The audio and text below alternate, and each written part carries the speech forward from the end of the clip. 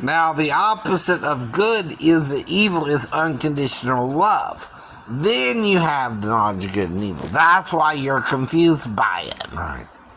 See, if something loves you unconditionally, it's not what you do that matters, right? Personally, right?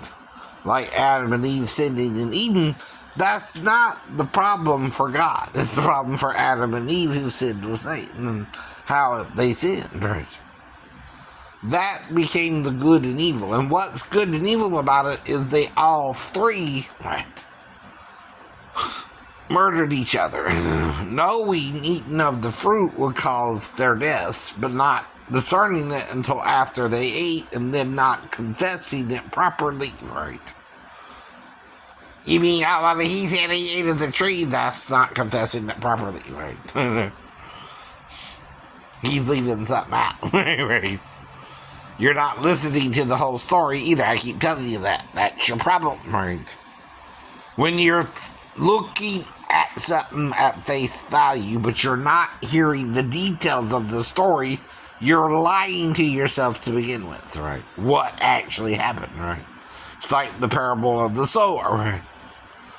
When someone's sowing seeds and they fall upon different types of ground, or the birds get them as soon as they're cast out, right, into the field, right? All right. That's a deeper meaning to it too, right? Not just the surface level. But first I have to teach you a parable and how to interpret them, right? It goes all the way back to Eden, the first parable Moses told you, right? You won't see it as what it is, a parable, right? When you're seeing it as something literal, you're not seeing it how Adam saw it, right? Oh, it was a literal fruit tree I wasn't thinking of. No. It was not, right, a literal fruit tree, right?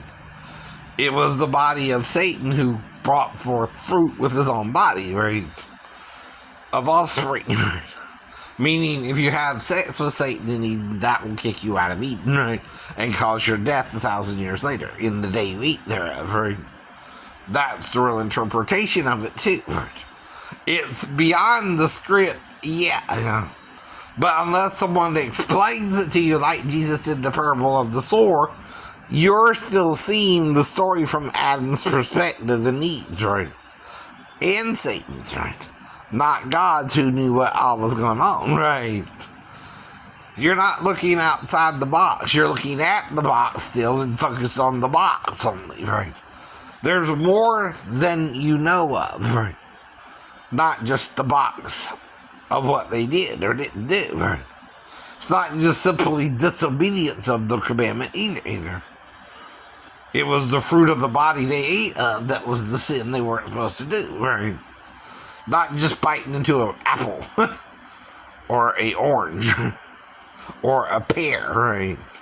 Which would leave you covering something different than your genitalia usually is, right? So I'm not coming out and telling you Moses isn't either, right? That, right? In a parable, there's a little trick to it, right? When I'm telling you certain details that don't line up totally with the story itself either, right? And I'm telling you there's a deeper understanding of the parable I'm telling you, right? And the reason it's a parable is I'm not sure if this is what happened either, right? But I'm suggesting it, right? As a possibility that we had sex with Satan and Eden, right? Who became the tree of the knowledge of good and evil to us, right? And that's why I'm telling you, the opposite of good and evil is good and unconditional love, right? Which makes it seem like evil is part of it when it's not. I don't know. But can a creature show another creature with the same attitude, good and evil, or the same form, right? Yes, it can. Yes, it can. Another creature can show you good and evil, right? Over unconditional love, right? If it's just as bad as it wants to be, right? In other words. But then you think good and evil is part of the universe when this never was, right? But it is now because we sinned with the evil one, right? And indifference is the evil he did to Adam and Eve, right? Not just simply hating them or knowing when he was with Adam it would hurt him worse because he never did it before, right? And knowing why it wouldn't bother Eve or Adam if they were to have sex with his counterpart, right? Which was in his same body, right? She was one, him too, right? Until they were made two, right? Then they sinned with the evil one, right? But until they sinned, they didn't know what the sin even was, right? They thought it was eating of a fruit tree. That's why you're confused about it still today, right? And all I can do is try to explain it to you because I'm reading the Gnostic Gospels, which talks of Eve being raped as well, right? Rape is not about whether the sex is consensual 100% or not either, but it can be or it can't be, right?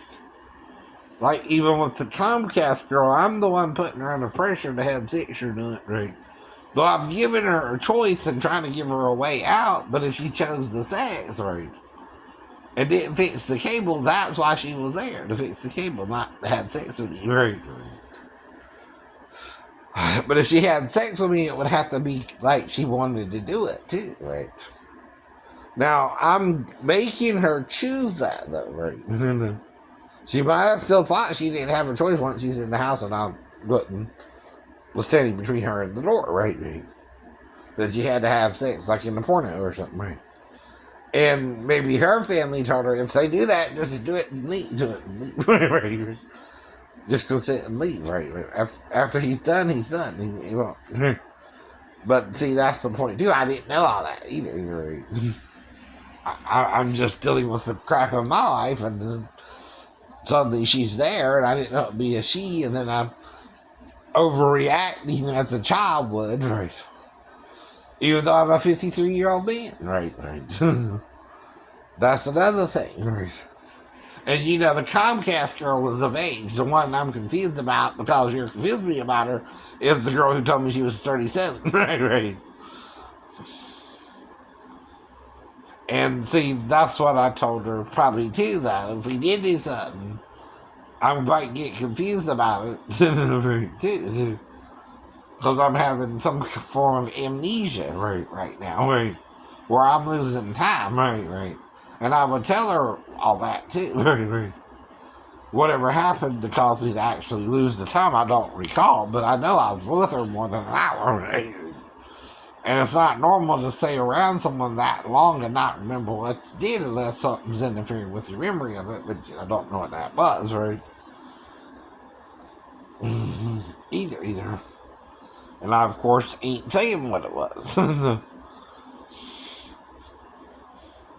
But I do know I worked through it with her and left the store, right?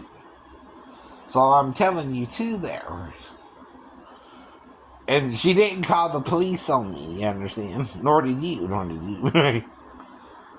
When you did call the police, they couldn't do nothing because there was no evidence of a crime by then, right?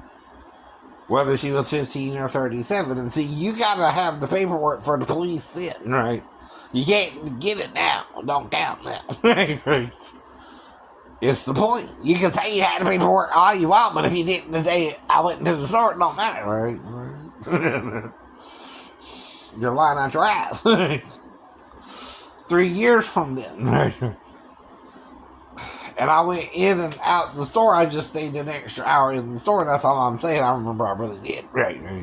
Not why I didn't. Right. So again, you're trying to change the story for me and the girl, whatever we did or didn't do. Right. So that's why one of the possibilities we could have did is have sex in the office or in the bathroom. Right. Whichever it was. Right.